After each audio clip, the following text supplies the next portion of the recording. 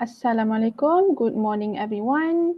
This week, you're gonna have your class asynchronously, meaning I won't be able to see you online. So I hope you can watch this recording of my class, okay, until the end, and then you complete your assignment later. Okay.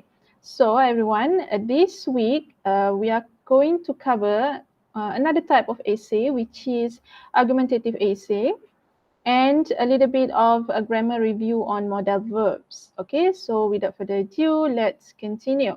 Okay, let's start with argumentative essay. Okay, so basically, writing argumentative involves several processes. Okay, first you have to read and understand the question. Later, you will be given a choice, several topics of essays, and you have to choose one. So once you have chosen the topic that you want to write about, read and understand the question clearly. Okay, and then you have to plan the essay. Of course, please prepare your outline. So in my class, I want you to prepare a mind map, okay, about the topic that you are about to write. And then flesh the outline out with details, meaning include as many details as you can in your outline, the examples, the elaborations, and then you can start writing the essays. Okay, after that, it's the editing processes. Okay, so next is let's see what is argumentative is about. What is the purpose of you writing argumentative? Basically, your purpose is to convince the reader to support an idea or opinion, your opinion, by using emotive language that can stir the reader's emotions. Emotive language here means language that can move the audience, that clearly shows the confidence level of your opinion, meaning you are confident about your opinion, and then you don't hesitate. Okay, and your arguments are based on facts and clear elaborations. Okay, when writing an argumentative essay, personal pronouns such as we, you, our, or us can be used to relate to the readers. So you can use these personal pronouns in your writing. Try to avoid using I because you're not writing opinion-based essays. Okay, don't use I. Instead, just direct it to whatever main ideas you have. Okay, but you can replace it with we, you, depend, so that you can allow your essay to be more relatable to the readers and make them feel more involved in whatever issues you are discussing. Okay, so the example of essays that I'm going to use in this class will be taken from your textbook itself. Okay, so please refer to page 171 until 173 because the rest of the points, okay, after this, I will refer to the examples of essays from these pages. Okay. Okay, now, so let's look at the structure of an argumentative essays. So when it comes to the structure of an argumentative essays, let's start with introduction. Okay, in your introduction, of course, you have to capture the reader's attention. Okay, meaning here you can tell a story, you can ask rhetorical questions, or you can even introduce shocking statistics related to the topic that you are talking about. For a moment, give me a moment. I need to adjust this. Okay. And then you can also, you have to state your belief in the issue, meaning your stand. Because when it comes to argumentative essays, you are arguing with the reader, so the readers need to know your stand. Remember, we discussed about stand in our previous lessons. Okay, meaning your belief. Okay, if you have to argue between A and B, between agree or disagree, what will be your stand, your principle? Okay, and then you have to write the thesis statements to basically the preview or sum up at least 3 main points. Okay, why do we need to have introduction? Because we need to let the reader know your or our general idea from the preview or summary of the main points of what you as the writer believe in and about to be discussed in the essays. Okay, let's look at an example of an introduction paragraph. Okay, this is from the textbook. Okay, the topic at hand is, should university students be required to participate in recreational activities? Okay, so this is the topic. This is the motion, we would say, and you have to discuss. You have to argue whether you agree or whether you think it should or it shouldn't. Okay, so this is an example of an introductory paragraph. Once university students enroll at their respective campus, they are soon overwhelmed by their academic pursuits and personal demands. Overwhelmed means you feel so nervous, you feel a bit pressuring, okay, because you are transitioning from school to university. So this author used one statement that to relate to what everyone feels. Okay, anyone, university students, school students who is about to enter university, so everyone can relate to this sentence. Okay, often these students forsake their preferred recreational activities such as cycling, fishing, camping, hiking, reading, traveling, watching movies and playing musical instruments since they do not have the time. So this happened frequently, meaning once you have entered universities, sometimes you have to, or you feel like you have to neglect all the things that you used to love to do, especially something that is related to recreational activities, meaning your hobby. Okay, and then the last sentence here. However, university students should be encouraged to participate in recreational activities because these activities help to reduce obesity, stress, and engagement in risky behaviors. Okay, so this is the thesis statement. From this statement itself, we know the stand of this author, the principle of this author. Clearly, this author agree, okay, that university students should be required to participate in recreational activities due to three reasons. Okay, he believes, or he or she here believes, that these activities help to reduce obesity, stress, and engagement in risky behaviors. We have the overview of the three main points, or three arguments that this author are going to elaborate in his essay. Okay, one, obesity, two, stress, and three, engagement in risky behaviors. So that's how you put up your thesis statement. And like I've mentioned this many times, thesis statement is usually written as the last sentence in an introduction paragraph. Okay, this is an introduction. Let's move on to the body paragraph. Okay, so the body paragraphs, what do we need to put? Basically, in argumentative essays, we have 4 body paragraphs. Okay, we present the main points in the order of the preview or summary, the introduction. Meaning, what it means that in your thesis statement here, you mention reduce obesity. So this should be your first body paragraph. Second, stress. So reduce stress. This should be your second body paragraph. And the third one, engagement in risky behaviors. This should be your third body paragraph. Okay, so that's what it means by present the main points in the order of the preview or summary in the introduction.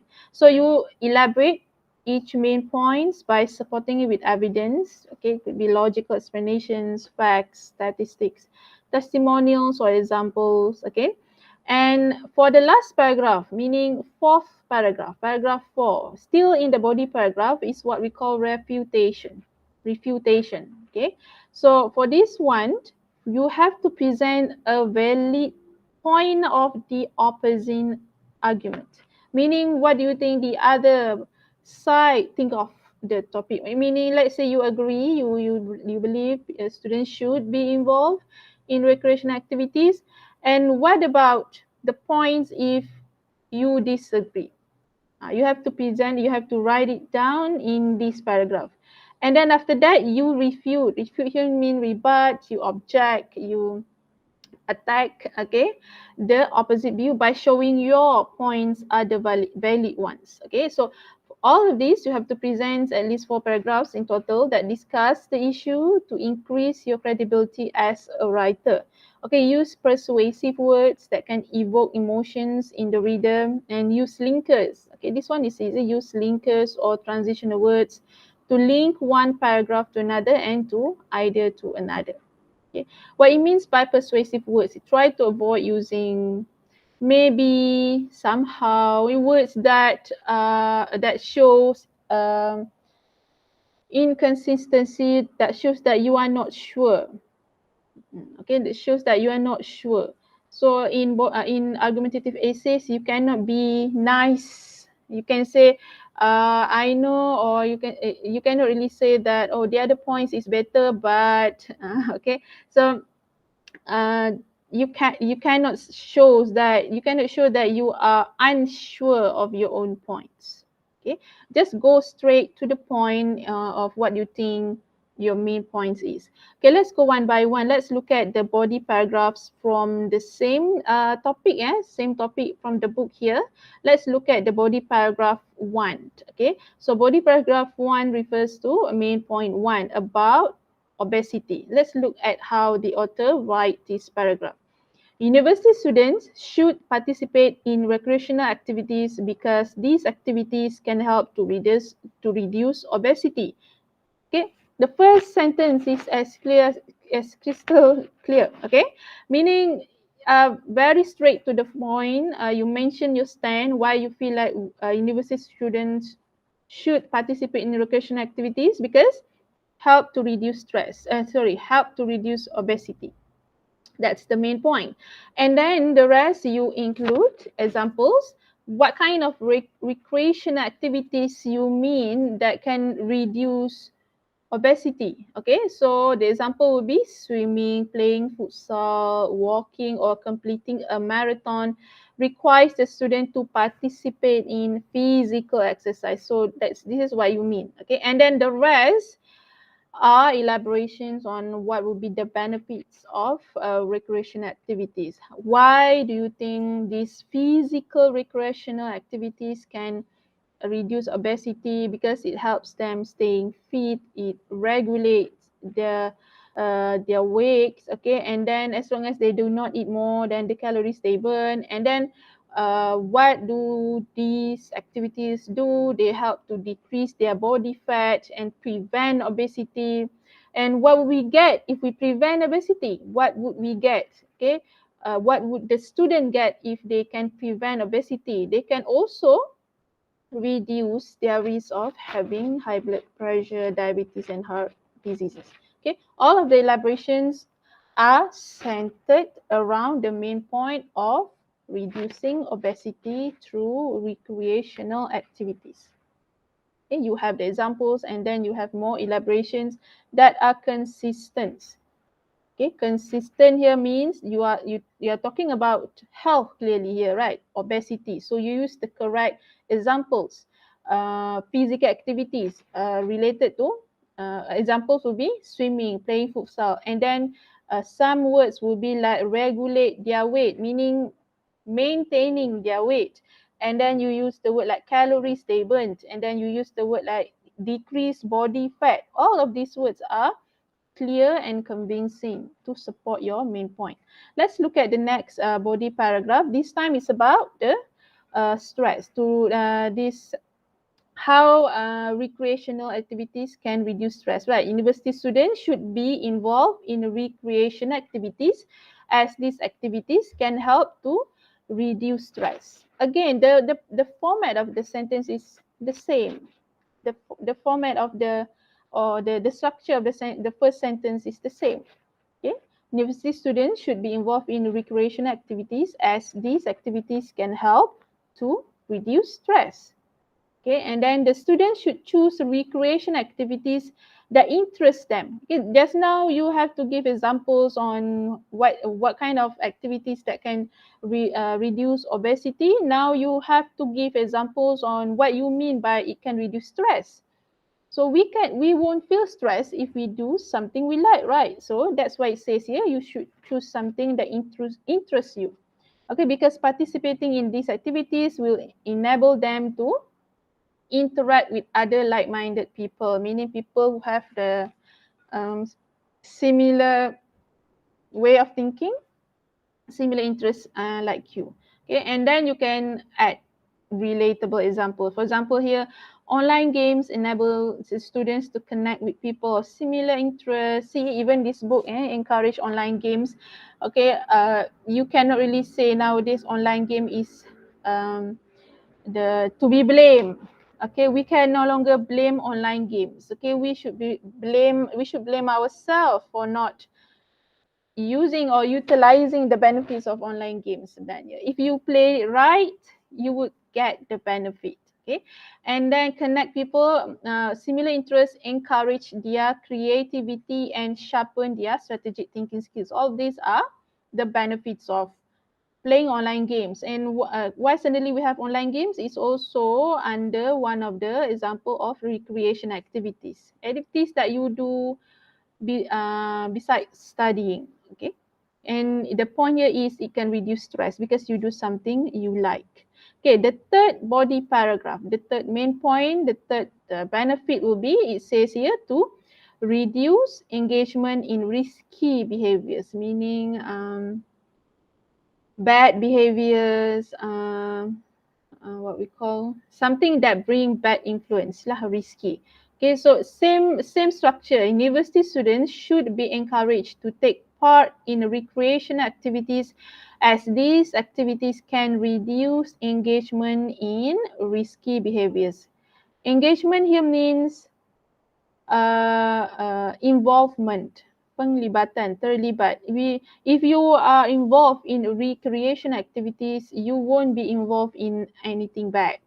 Okay, anything or something bad. So the main point here is about reduce engagement in risky behaviors. And the examples, what are the examples of risky behaviors? So in this case, smoking, using alcohol, taking drugs, loitering, and engaging in violent behavior.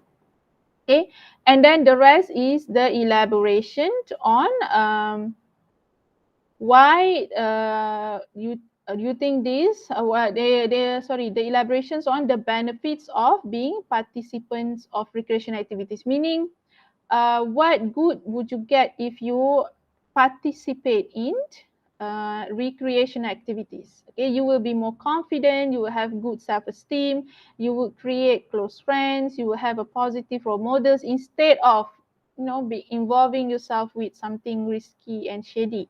Okay, and it can also instill discipline and resilience in your life. Okay, and then the last one is the concluding sentence for this paragraph.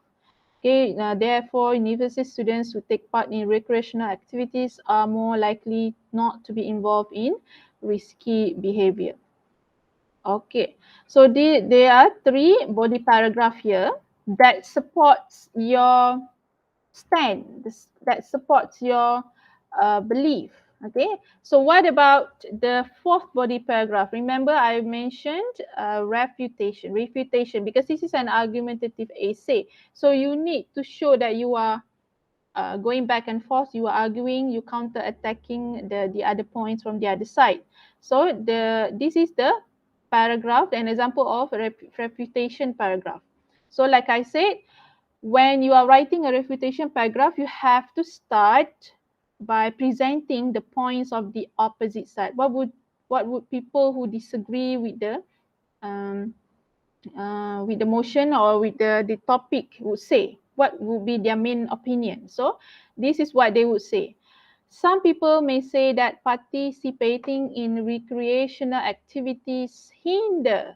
Okay, hinder means stop or block, okay, university students concentration on the academic task. So a lot of people think, oh, they shouldn't be involved in too many recreation activities because it would block their concentration on their academic tasks.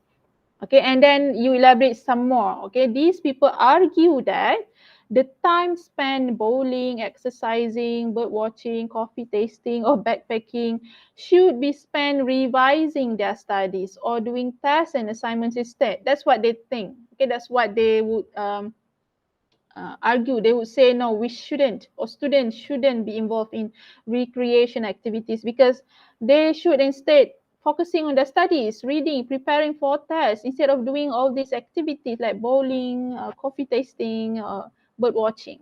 Okay, so these are the refutation of the opposite side. So now you have to counter attack it with your points. Okay, how to connect this?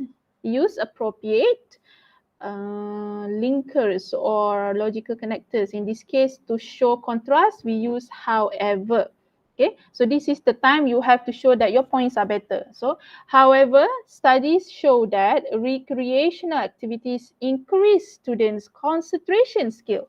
See, you attack by talking about the same point. Here they say that no, it would hinder student concentration. But your point is, you say there are studies show that it actually increases students' concentration skill, meaning you use the same point to attack them. Okay. For instance, now you have to provide examples, of course. Okay, you have your point already. Now you have to provide your examples. A study conducted with 2,000 North Carolina State University students revealed that students who participated in recreation activities achieve academic excellence.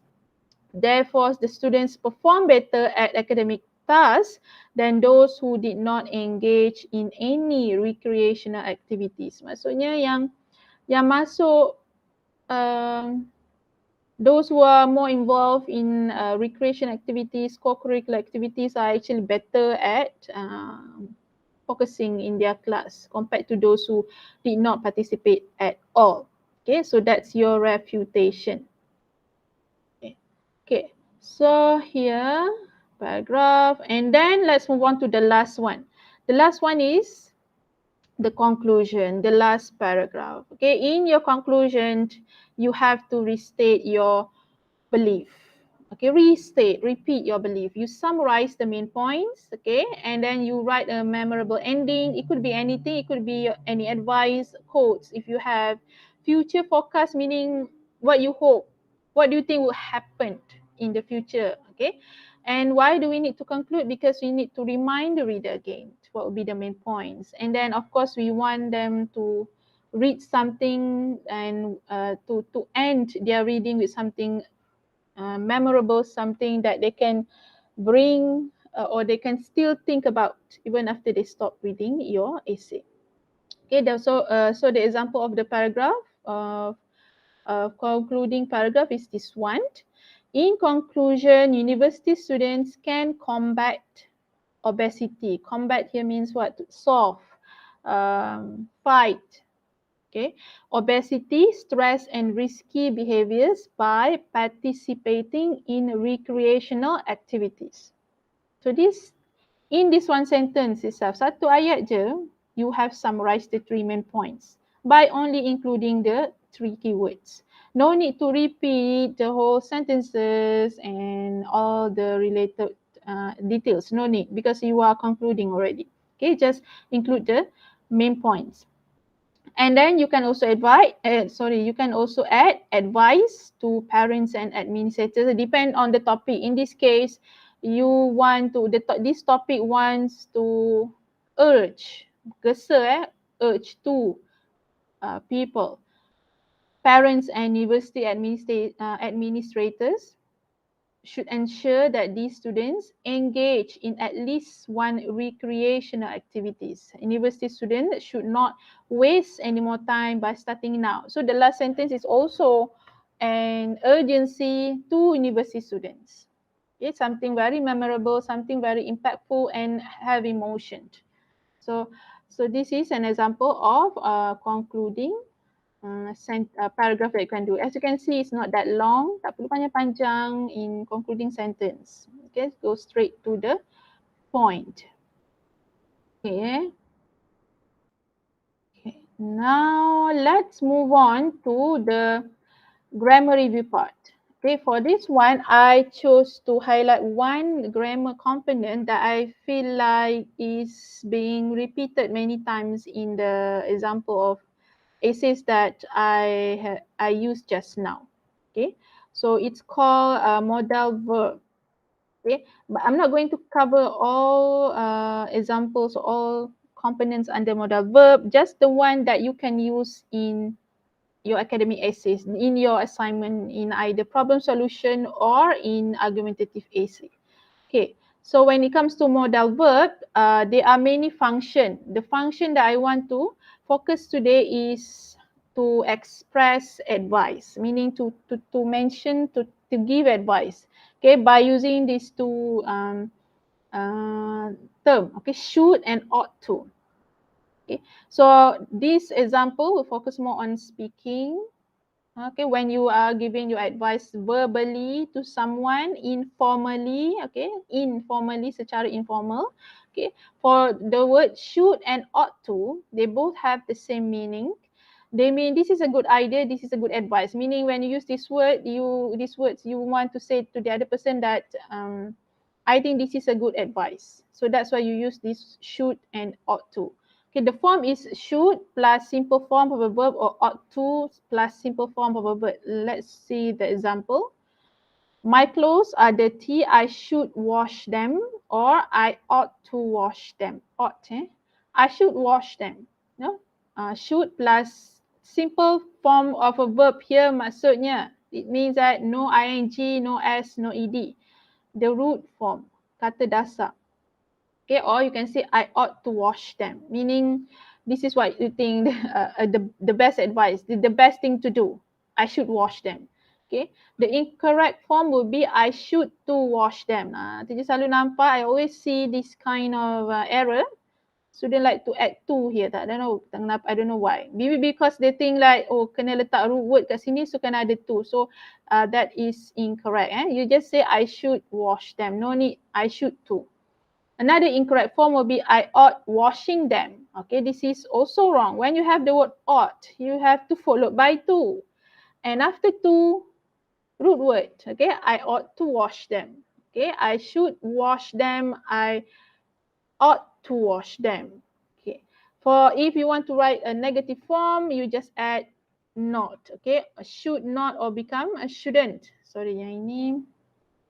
Let me correct it for you. It shouldn't.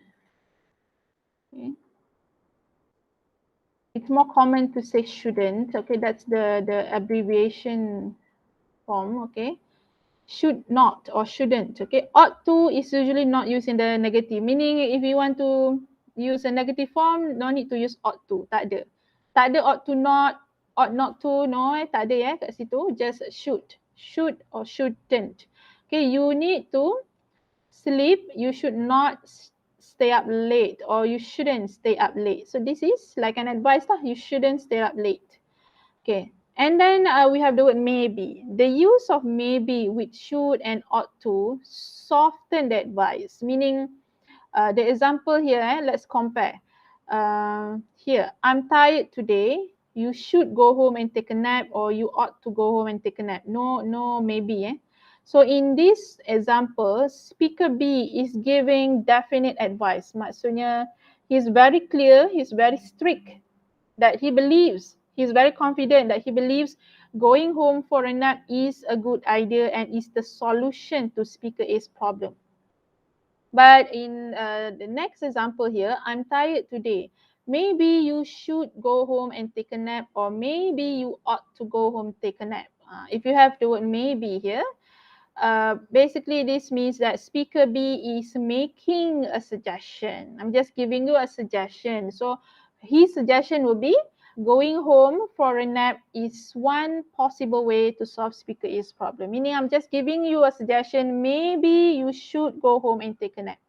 That's the difference between maybe and no maybe. Okay, the first one here, it's very clear. Okay, very straightforward, and the speaker is confident that his advice would work. His advice would be better. Okay, and how about when you have to use modal verb in your academic writing? Okay, this one, the previous one, we focus more when you are speaking. Okay, when someone asks you for an advice, you can use should or ought to. Okay, what about if you have to write an academic essay? It's a formal setting. Okay, you can also use modal verb like should and can't when stating suggestions, when giving solution, or when you are urging the reader to believe in your arguments. This is the part where you want to set the tone to use emotive language, right? Okay, I use the same examples in the same essay. You can refer to page 172, paragraph 2, line 1 for this example. University students should participate in recreational activities because these activities can help to reduce obesity. So in this example, the tone of the statement appears stronger and more convincing because of the word should and the word can. Okay, and another example here, paragraph 4, line 1. You can also use modal verb coupled with adjective by adding be. Okay, modal be adjective. For example, here university students should be encouraged. This is an adjective, be encouraged. Patut awak encourage means awak rasa semangat, rasa motivated to take part in recreation activities, as these activities can reduce engagement in risky behavior. So besides the word encourage, you can also use the word motivated and related, any related adjective. Okay. And another example is you can also use modal verb when it is written in passive form, this time by adding the participle. Okay, for example here, university students should be involved in recreational activities as these activities can help to reduce stress. Okay, I call here a participle because participle here means the verb in participle form. Kalau if you want, you can do your own research. You can search for verbs, English verbs. There are 3 columns. Okay, present tense, past tense, and participle. So kolom yang ketiga tu, eaten, taken. In this case, involved, dia punya participle still in ed form. Okay, it should be involved. So this is an example of passive forms because you might be wondering kenapa sini ada be. Can we say university student should involve? Boleh. You can do that, but remember after should root form. Here, like should participate. This one is active form. Should participate. But if you want to add be, kena nak letak be kat sini, you have to followed by the participle form, ed. University students should be involved in recreation activities. So like I repeat, if you want to use participle, if you want to add ed here, you need to have the be, should be involved, should be encouraged. Okay, even adjective form banyaknya ed form, participle and adjective almost the same. But if you don't want to add be, okay, just stick to the original form. Jangan letak ed ke ing kat sini. Should participate, should play, should pay attention, okay, should take. Okay. But if you want to add be, should be taken, should be participated, should be motivated, the form. Okay, another type of modal verbs or another function is when we want to express necessity. Necessity here means keperluan in Malay, right? You want to show that this is a necessity. Ini adalah satu keperluan. This is a must. That's why we have the word must there. So you can use these 3 phrases: have to, have got to, and must. Okay, they all have the same meaning. They express the idea that something is necessary. Sesuatu itu penting. Okay, for example here, I have a very important test tomorrow. I have to study tonight. I have got to study tonight, or I must study tonight. All means the same thing. All mean the same things. Okay. To show urgency, to show necessity. Memang keperluan, mesti buat. Okay. So let's see how you can use these 3 in a different situation. Okay. Have to is used much more frequently in everyday speech and writing than must. Okay, maksudnya have to ni lagi common when you speak, when you use it in a daily conversation, when you talk with someone. I have to go now. Okay, I have to end the class early. Okay, and another one is have got to. is typically used in informal conversations. Okay, later I show you. And last one, must is typically found in written instructions as in the. Okay, usually very strong serious formal word. Okay, so in your final examination paper, you would see in the instruction, it would write must.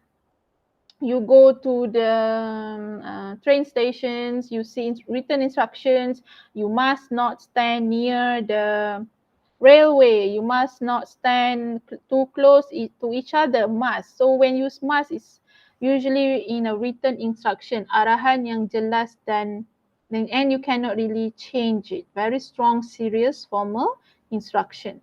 Okay, for have to, the example would be, I would like to go with you to the movies this evening, but I can't. I have to go to a meeting. Yeah, very very commonly used in daily conversation.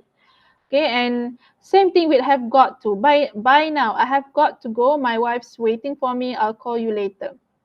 Both are used frequently in a daily conversation, but the second one is more informal, a bit informal, and you use it with someone you're close with. Okay, and the last one, like I said, is used mostly in written instructions. All passengers must present their passports at customs upon arrival. Okay. Okay, so these are some of the examples of modal verbs, and I hope you can use it in your writing. When you are presenting a solution, remember problem solution essay, when you are giving suggestion, when you are giving advice, to whatever advice could be, okay, you can include that in your concluding paragraph as well. Okay, so to conclude, your task this week is basically your only assignment, which will be graded 20%. I will post a complete instruction and the choice of topics in the Google Classroom, and you have to refer to the Google Classroom, and you need to only choose one topic for your assignment. And when you before you start writing, please prepare your mind map, and then when you submit together your mind map and your essays. The due date is 12 September 2021. So this week's attendance will be considered based on your submission. So if you submitted the essays, and you will be considered as present. Okay, so I think that's all for this session, and I couldn't do Q&A, of course. So I hope I get to see you again in an online class in next week's. I wish you all the best. Thank you very much. If you have any questions, feel free to text me, okay, ask me in the group WhatsApps or personally. Okay, thank you very much, everyone.